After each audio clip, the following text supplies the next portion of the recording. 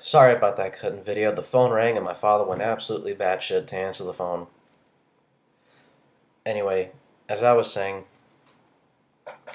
because of these latency issues and stuff, the developers of Gears 3 decided to put the game on dedicated server networks so everyone was on an even playing field. You didn't have to worry about shotgun lag, you didn't have to worry about the game lagging off or, getting removed by a host or anything like that, wrongful deaths, you know. And this is just a hypothetical scenario, which some people probably experienced. You know, player A and player B are on opposite teams, and they're running at each other with shotguns. They both are in perfect range of each other to get a gib, and they both press the gun at exactly the same time. Within, this is measured in nanoseconds. And the player that had the faster internet connection got the kill, and the other person is raging in front of their TV, screaming and yelling that it's bullshit that happened to them. And now, a scenario in Gears 3 when this happens is, player A and player B, the same two players, run at each other with shotguns. Both of them press the trigger at the same time, shoot each other. Both of them die at the same time. This is the big difference. This is gonna happen to you a lot. Both of you trading kills because both of you shot each other at the same time with a shotgun.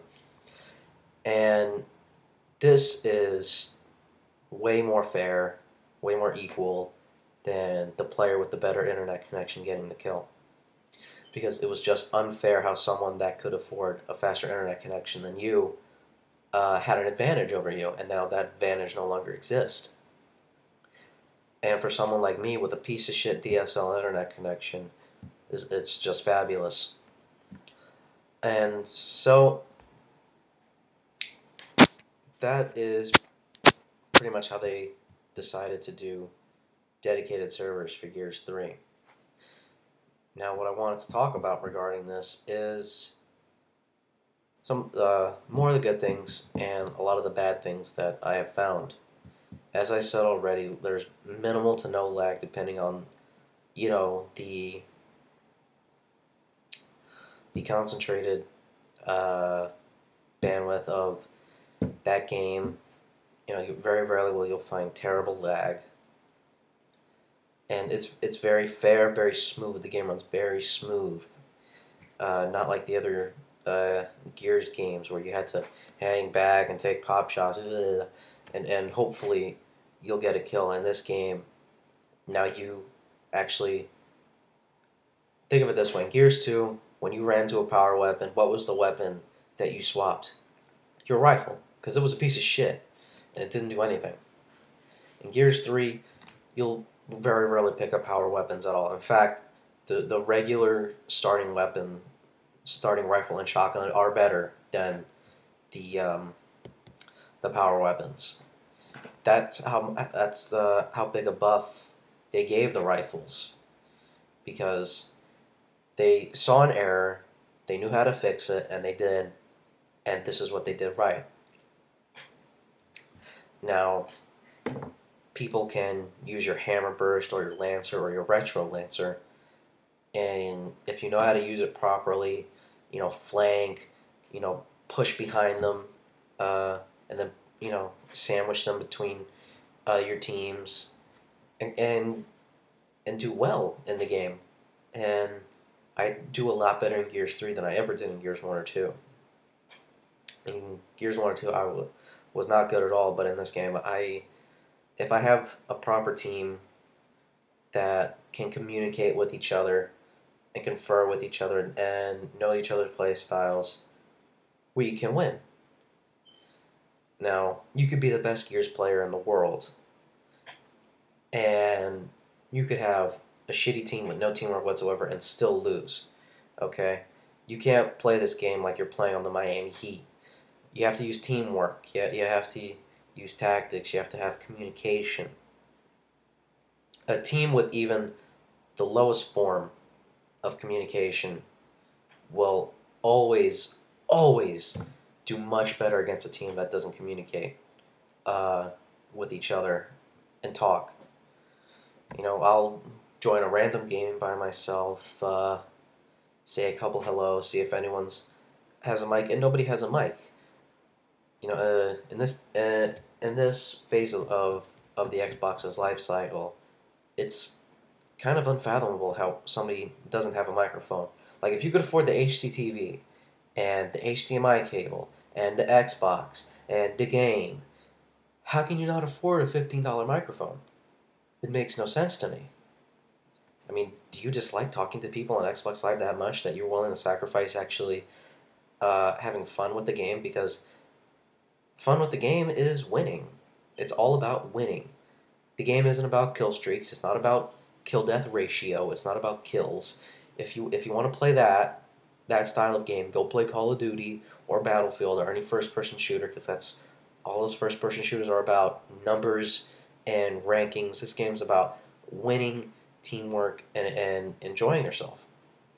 Not to say you can't enjoy yourself playing Call of Duty or Battlefield, but Gears of War puts a little bit more of an emphasis on it than Call of Duty or Battlefield or any FPS game that you like. Team Fortress, Bioshock, whatever you like. Now, some things that are wrong with the game is well,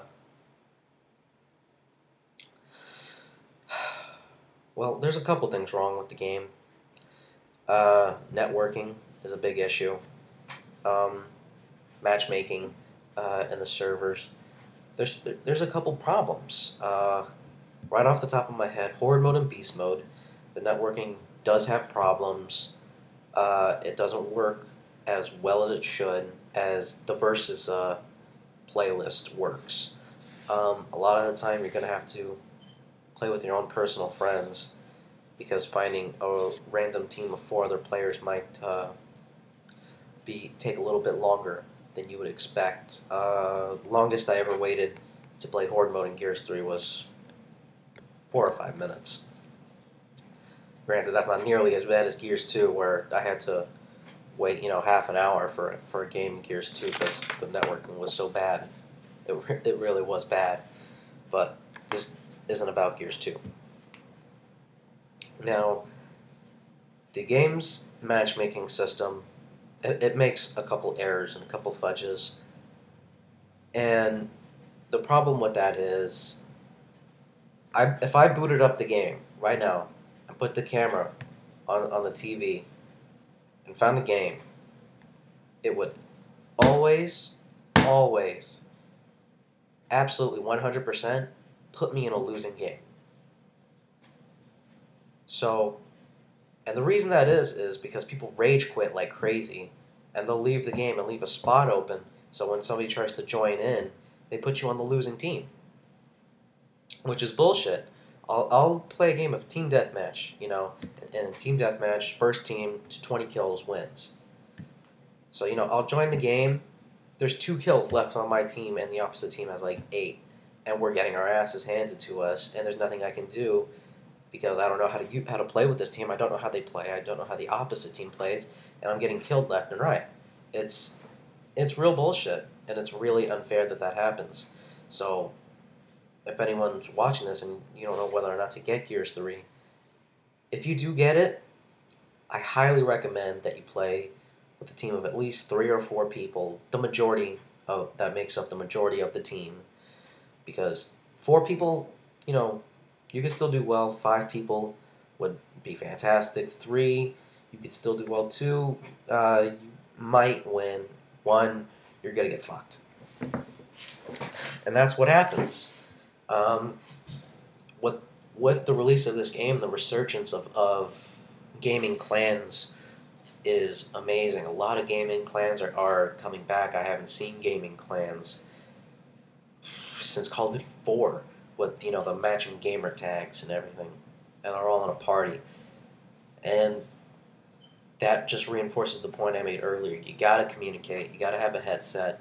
Communicate with your friends. Communicate with your teammates, and that is how to win a game of Gears of War. But a lot of the time, the game is going to drop you in a losing game, and you're already upset that this game already forced you a loss, and it's bullshit. Not to mention a lot of the actual teammates on your team anyway. They're morons. They'll, you know, you have four players, batting down an area, usually around a power weapon or a choke point, and they're bottlenecking the enemy team in, and they're doing well, giving each other covering fire, throwing grenades, making a good defense point, which is what a lot of very good Gears of War teams do. And you'll have that one asshole that doesn't communicate with the team at all. Is usually a 5-year-old. I don't know why a 5-year-old is playing Gears 3 anyway. Excuse me. 5-year-olds burping on Gears of War. And they run out going, "Wee, wee, wee, I'm going to use my chainsaw." And get chainsaw kills. And will get completely fucked over and over again. Usually, it just takes one player getting killed over and over again to cost you the game. And you're out, and the rest of the team starts raging and cursing at you, and just why? Why would you play like that? Play like the other players on your team, because they've played Gears long enough. Gears of War is an old enough franchise to have this certain amount of formulas that work and are tried and true, and they don't fail. And if you know how to, and all these formulas counteract each other. And if you see someone doing something, like taking control of a point, you have to know how to send like half the team to attack the front and the other half to attack the back, and sandwich them and kill them and take their points. And that's the fun in the game, flanking around with a shotgun or a chainsaw or any other power weapon like a rocket launcher called a boom shot or a digger, whatever, and clearing a room out for your teammates. That's fun. That's enjoyable. But it doesn't work like that. And another issue is the weapon balance. As I said earlier, it's not a shotgun game anymore. It's very balanced. Like, the shotguns are just as powerful as they ever were with the addition of the sawn-off. And if the rifles were exactly the same as they were in Gears 2, nobody would be happy with this game. And the shotguns are 100% exactly the same. They made no changes to them whatsoever. What they decided to do instead of that is to buff the rifles immensely. They do way more damage. There's a lot more rifles. Now we have the regular Lancer, the Retro Lancer, and the Hammer Burst. All of them do way more damage. They're way more prominent at online. And this is very much a good thing, because in Gears 2, if you wanted to play long range, you had to run your ass to a sniper rifle and get back to a point that you could defend. Now, you don't have to do that. You can use a regular rifle from the start of the game, use it for to cover your teammates down, get kills with them. It's good. They're actual viable weapons now in the Gears games.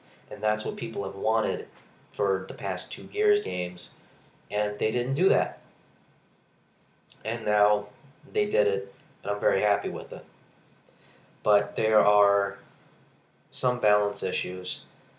Not a lot, but I'm looking at the timer now, and I ran out of time, so I'm going to make one more quick video, and this will end my overview of the Gears 3 multiplayer, my personal feelings on it.